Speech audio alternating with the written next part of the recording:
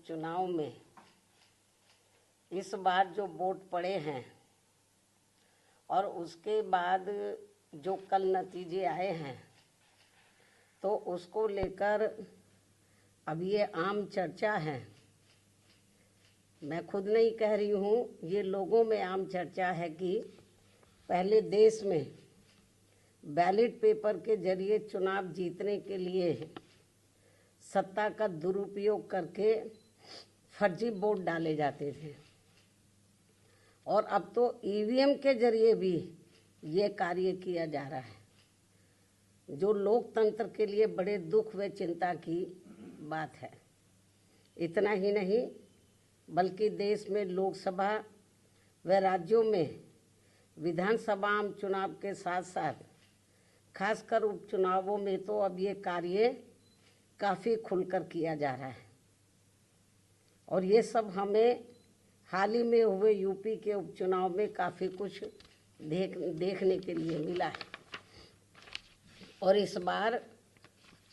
Maharashtra state में विधानसभा के हुए आम चुनाव में भी इसको लेकर काफ़ी आवाज़ें उठाई जा रही हैं। ये अपने देश में यह लोकतंत्र के लिए बहुत बड़ी खतरे की घंटी भी है। ऐसी स्थिति में अब हमारी पार्टी ने ये फैसला लिया है कि जब तक देश में फर्जी वोटों को डालने से रोकने के लिए देश के चुनाव आयोग द्वारा कोई सख्त कदम नहीं उठाए जाते हैं, तो तब तक हमारी पार्टी देश में खासकर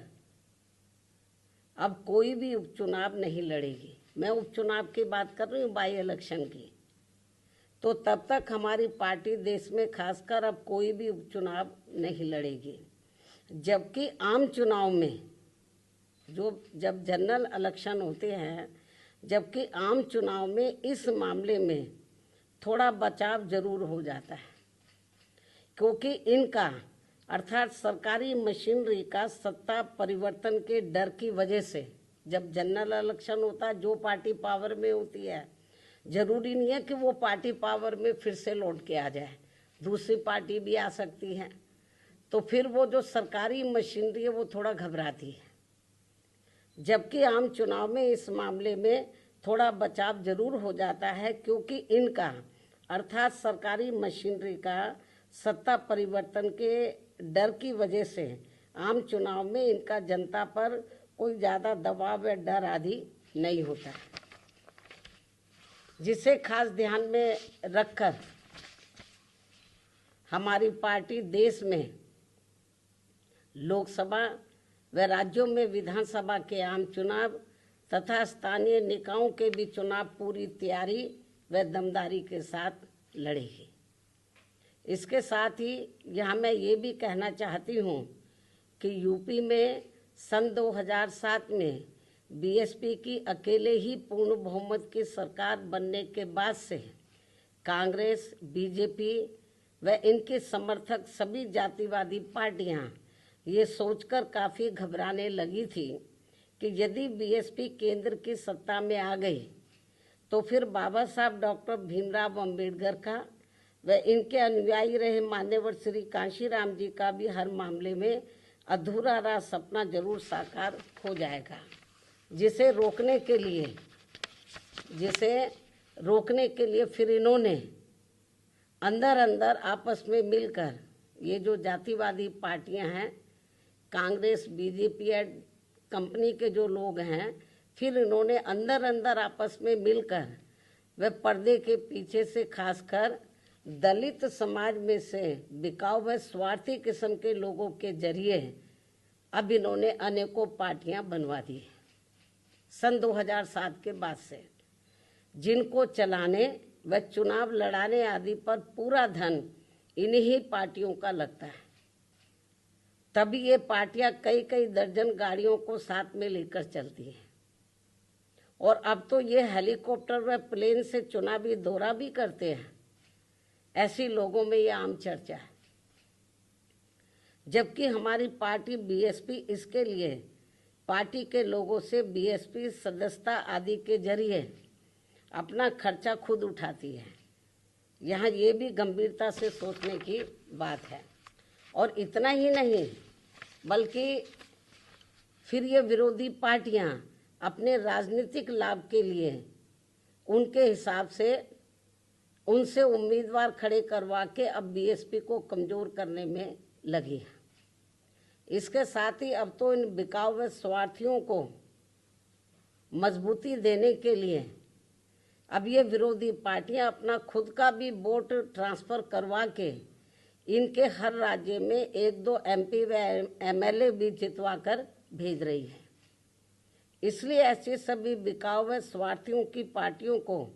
अब अपने भोले भाले दलितों, आदिवासियों, अन्य पिछड़े वर्गों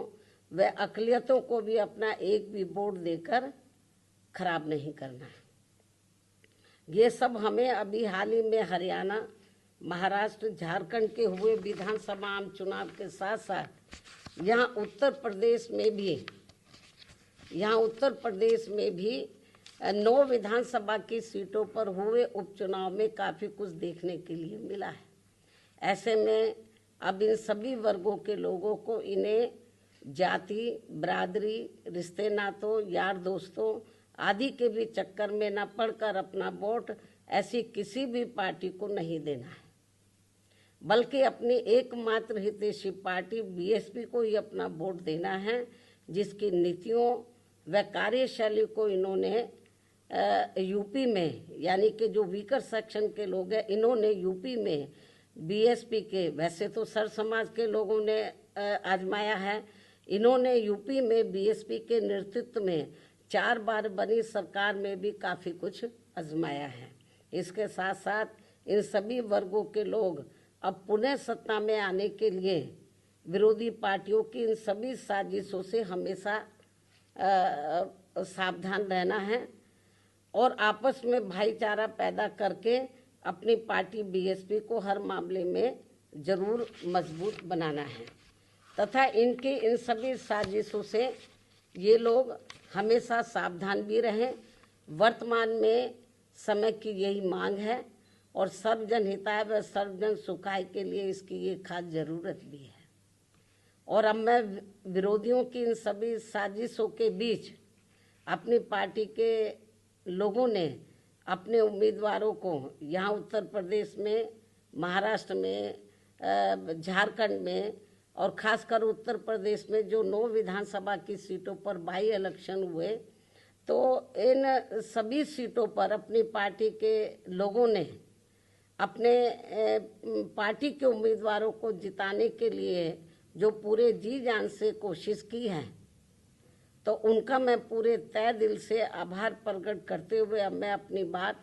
यहीं समाप्त करूं। लेकिन इससे पहले मैं यूपी सरकार को ये भी कहना चाहूँगी, कल यूपी में उपचुनाव को लेकर आए अप्रत्याशित नतीजों के बाद से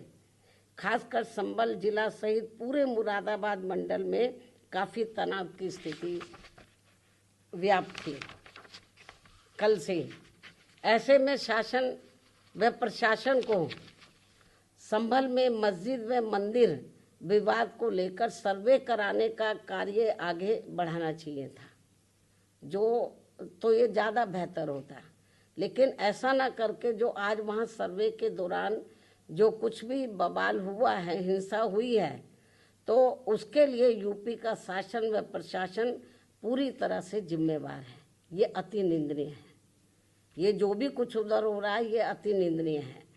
जबकि ये काम दोनों पक्षों को साथ में लेकर शांतिमय ढंग से किया जाना चाहिए था, जो नहीं किया जा रहा है। ऐसे में अब मैं खासकर संभल के सभी लोगों से वहाँ शांति व्यवस्था बनाने की भी पुरजोर अपील करते हुए अपनी बात यही समाप्त करती हूँ। धन्यवाद। जय भीम व जय भारत।